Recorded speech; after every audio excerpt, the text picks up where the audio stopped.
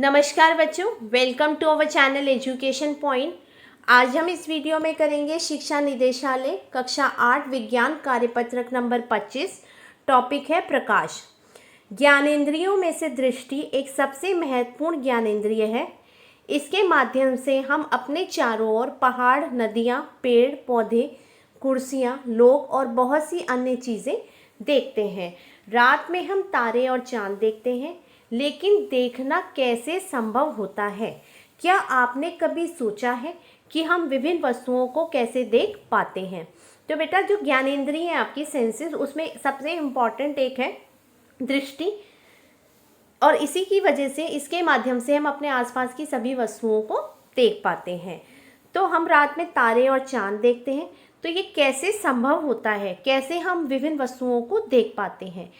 आप कह सकते हैं कि आंखें वस्तुओं को देखती हैं, लेकिन क्या आप अंधेरे कमरे में किसी वस्तु को देख सकते हैं? इसका अर्थ है कि केवल आंखें किसी भी वस्तु को नहीं देख सकती, बल्कि यह केवल तब होता है जब प्रकाश किसी वस्तु से टकराकर हमारी आंखों में प्रवेश करता है। तो हम कहते हैं हम अपनी आंखों से देखते हैं। तो क्या केवल आंखों से देखते हैं? अंधेरे कमरे में देख सकते हैं कोई वस्तु? नहीं। वो कोई भी वस्तु हमें तभी दिखती है जब उससे प्रकाश टकराकर हमारी आंखों पर आएगा।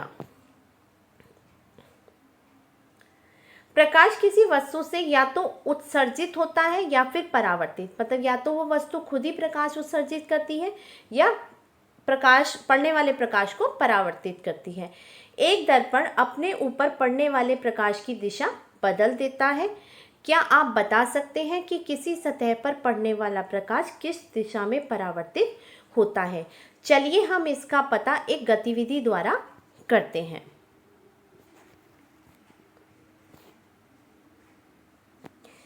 किसी टेबल पर एक सफ़ेद कागज़ की शीट लगाइए। चित्र अनुसार एक कंघी के एक दांत छोड़ सभी दांतों पर काला कागज़ लगाकर बंद करें। तो हमने ये नीचे एक शीट लगा दी, एक कंघी लेके काले कागज़ से उसको पूरा बंद किया, बस बीच में मिडल में जो है वहाँ पर एक छेद छोड़ दिया। कंघी को शीट के लंबवत पकड़िए और एक टॉर्च से कंघे के खुले स्थान से एक और प्रकाश डालिए। तो हमने इसको लंबवत रख के यहाँ से प्रकाश डाल रहे हैं टॉर्च का। थोड़े समायोजन से आपको कंघे के दूसरी तरफ प्रकाश की एक स्पर्श किरण प्राप्त होगी। तो हम ये देखेंगे, ये किरण जो है यहाँ से यहाँ तक जा रही है। टॉर्च और कंघी को स्थिर रख प्रकाश की इस किरण के पथ के सामने समतल दर्पण की एक पट्टी रखें। तो जहाँ पर ये प्रकाश की किरण पड़ रही है वहाँ पर हम क्या करेंगे, शीशा रख देंगे। अब क्या देखते हैं, दर्पण से टकराने के पश्चात प्रकाश की किरण दूसरी दिशा में परावर्तित हो जाती है। ये टकराई और परावर्तित हुई, यही प्रकाश का परावर्तन कहलाता है बेटा।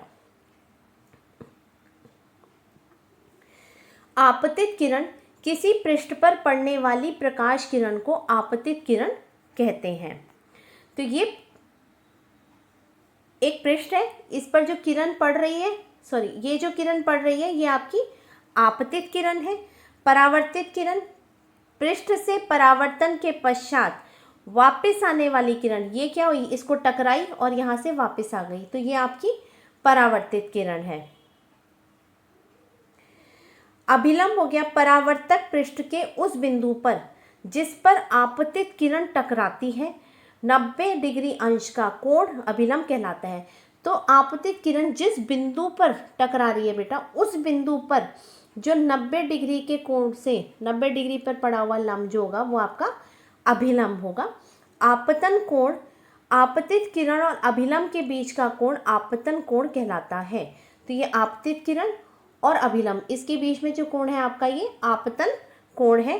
परावर्तन कोण परावर्तित किरण और अभिलंब, तो परावर्तित किरण और अभिलंब के बीच का कोण आपका परावर्तन कोण है। इसको आपतन कोण एंगल आई लिखते हैं हम इसको, और परावर्तन कोण को एंगल आर। यहाँ कुछ क्वेश्चन आपको दिए हैं। गए प्रकाश परावर्तन के आरेख को नामांकित कीजिए। ये प्रकाश की आने वाली किरण आपकी हो गई आपतित किरण, और ये बेटा अभिलंब है, और ये परावर्तन के बाद जा रही है, तो ये हो गई परावर्तित किरण। तो यहाँ आप लिख देंगे परावर्तित किरण। ये कोण आपका है आपतित किरण और अभिलंब के बीच में, आपतन कोण, और ये अभिलंब और परावर्तित किरण के बीच में आप लिख देंगे, इस बॉक्स में आप लिखेंगे परावर्तन कोण। ठीक है, ये आपकी आपतित किरण, ये परावर्तित, ये आपका आपतन कोण और ये परावर्तन कोण आप लिख दीजिएगा ऊपर से देख के। क्वेश्चन 1 है, क्या हम एक अंधेरे कमरे में रखी वस्तुओं को देख सकते हैं? क्या हम बाहर रखी वस्तुओं को देख सकते हैं? स्पष्ट कीजिए। यदि हम अंधेरे कमरे में हैं तो हम कमरे में वस्तुओं को नहीं देख सकते, क्योंकि हम वस्तुओं को उनके परावर्तित प्रकाश की वजह से ही देख पाते हैं, जो कि अंधेरे कमरे में नहीं होगा।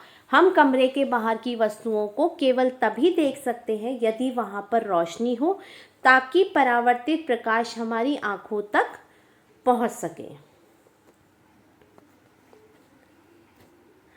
प्रकाश का परावर्तन किसे कहते हैं? जब प्रकाश की किरण किसी वस्तु से टकराने के पश्चात अपनी दिशा बदल वापस मुड़ जाती है, इसे प्रकाश का परावर्तन कहते हैं।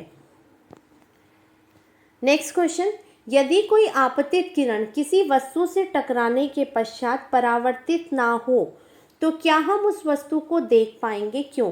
कोई किरण किसी वस्तु पर पड़ी, आपतन होने के बाद वो परावर्तित नहीं हुई, तो क्या हम उस वस्तु को देख पाएंगे? बच्चे, हम ऐसी वस्तुओं को नहीं देख पाएंगे। तो हम उस वस्तु को नहीं देख पाएंगे क्योंकि हम किसी भी वस्तु को तभी देख पाते हैं जब प्रकाश वस्तु से टकराकर हमारी आँखों में प्रवेश करता है। एक क्वेश्चन और था इंग्लिश की वर्कशीट में, पर यहाँ हिंदी वाली में आपको नहीं दिया गया है, और वो प्रश्न है आपका, क्या होगा यदि दर्पण पर प्रकाश को अभिलंब के साथ ही आपतित किया जाता है? ये इंग्लिश वाली में लिखा था, इसलिए इसको हिंदी में भी मैंने लिख दिया है। यदि प्रकाश को उसके अभिलंब के साथ दर्पण पर ही आपतित किया जाता है, ये आपका दर्पण है, ये अभिलंब है, हमने इस पे आपतित किया, आपतित यहाँ इसी पर आ गई बेटा ये, तो किरण उसी पथ का अनुसरण करते हुए परावर्तित होती है। तो इस कंडीशन में क्या होगा, ये यहाँ टकराने के बाद